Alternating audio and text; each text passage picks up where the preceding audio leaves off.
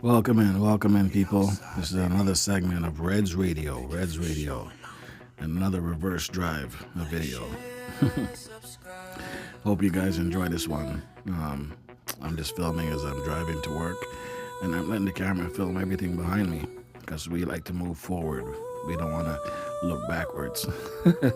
But in this case, we are looking backwards as we pass all our mistakes and hurdles and things that we're doing wrong on YouTube and things that we would like to do right by driving forward. So, I guess we should talk about the topic that why are we not getting the numbers that we see other people getting?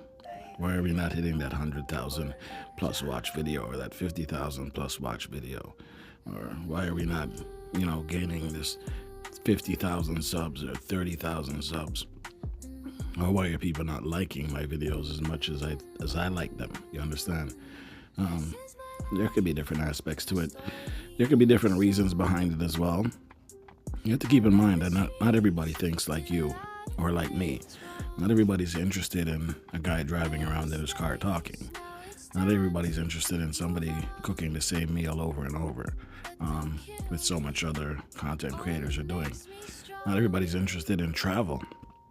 Not everybody's interested in learning things that they care nothing about.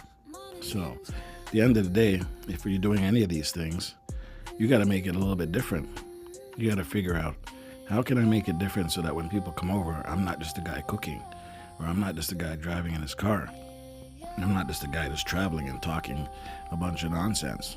So, for example, if you're traveling and you're going all these different places, it's great to see people conversate with other people while they're traveling, talk about their destination, where they are, what foods they're trying there, the hotel accommodations, the flight.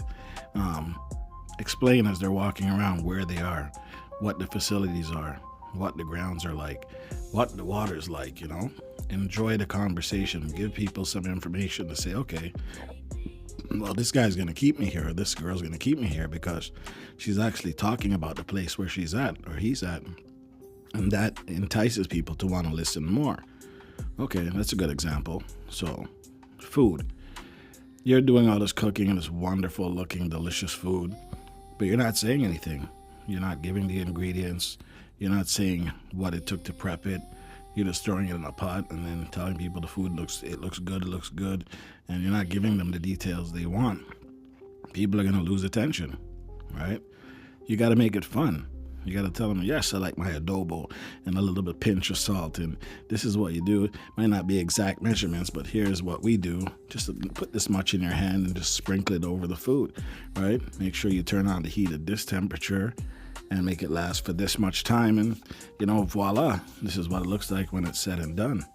You have to give them a little bit of energy, a little bit of lovability, like make them smile, make it sound like you're actually enjoying what you're doing. And every now and then, if you get a cracker joke or two, or read a comment in a live and just engage with your audience. Absolutely. So that's kind of where the food one goes. You just have to make sure you know what you're doing. You're giving the right information about the cooking, temperatures, ingredients, and talk about how my mom used to make it, or how my dad used to make it, whatever the case may be, or my grandma, putting love in your food. And that's what I like to see. I like people that when they're doing their cooking, they give me all those details. That's something that makes me stay until the food is done. You understand what I'm saying, right? Personally, you know what I mean. If you know what I mean, stickers, okay? So those are just examples, guys, and this is just from my point of view on Reds Radio. For me now, simple. I'm just a guy driving around in a car. Every now and then I post things from my travels, stuff that I eat, or I do some lives and I engage with my audience. I give some other stuff for my members just to keep them engaged. But I feel I could do more, and I will do more. And I'm focused on putting out more videos. And in my videos, I like to talk. I like to engage people. I try to give them the most information I can while I'm doing what I'm doing. Not saying that it's going to make my video pop off the next day. You never know with YouTube. One day it can go viral. One day you're just stagnant. Nothing's happening. You're not seeing any people watching your videos. You're not hitting that 100,000 video watch. But it is what it is. I just have to find ways to make it work better, right? Utilize some of these tools that are on YouTube, the analytics. Use the analytics to, generate a topic for me, or use the analytics to generate a thumbnail title, or just use the analytics to create a thumbnail in general that would, based on what's trending, right? So YouTube has all these tools in there, guys. Don't be afraid to use them. You might not be a artistic person. YouTube will create something that's probably better than what you thought you can do. So run with it, right? The titles that it generates, use one of them. Try it out. It doesn't hurt. What's it going to hurt? You can continue to use your own, but if they're not going anywhere, you got to try something new, right? This is just my speech to you guys. I'm not really going to tell you what to do because I'm not you, right? I don't know your audience, but you got to look at yourself and try to find out what's it going to take for me to get more people to watch my videos, or get people to join my channel, or even get people to become members. The truth is, there is no real set goal to do it. You just have to continue pushing until either the algorithm finds you something favorable that's out there and matches you along with them. And then, you start seeing people rolling in. My channel is growing slowly but surely. I'm just going on my first, 9 months. And I think I'm doing pretty good. Started off with 30-something people from before when I wasn't using YouTube. And then when I finally joined and decided to go into YouTube and start posting videos and actually taking it a little bit serious, not fully serious yet, just a little bit serious. And what I notice is that I'm growing. I'm meeting people. People are connecting with me. I'm connected with them. And some of them are giving me some valuable information. And some of them just never come back. You understand what I'm saying? People subscribe, people unsubscribe, people become members, people become unmembers, right? So there's nothing you can do about this. This is real life. So this is something we have to deal with, and just don't let it bother you, okay? People will be people.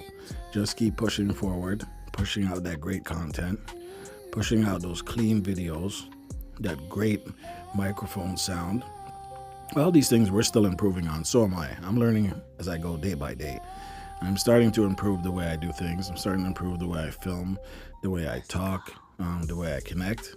But me, I'm a joker sometimes. I like to go on people's lives, leave these comments, we'll talk and make people smile, say something that just, triggers engagement. And that's who I am, Red's Room, right? That's why this is Red's Room.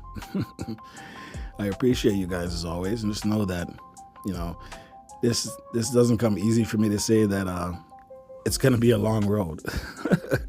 It's going to be a very long road. And this is why we're doing this reverse filming, okay?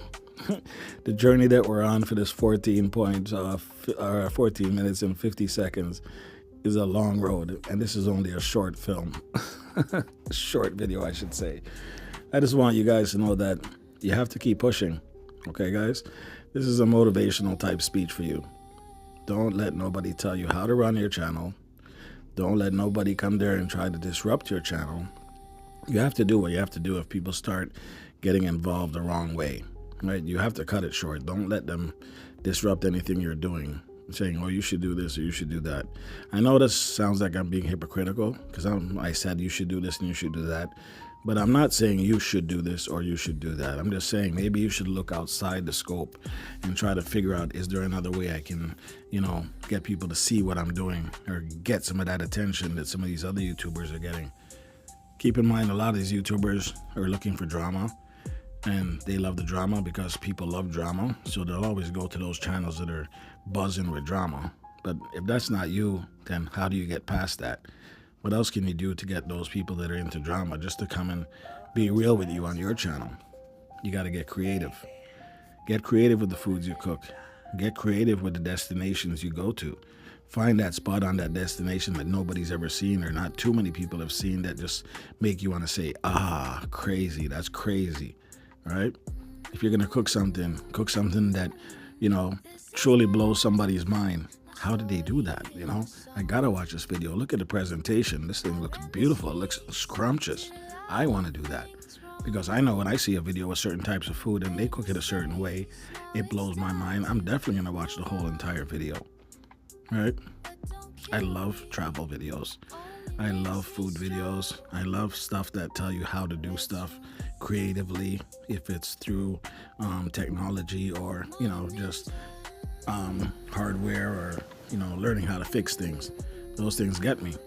But I'm none of those guys.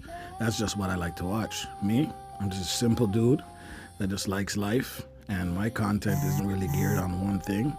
It's just about me as a person doing what I do in hopes that people out there are just like me in some way.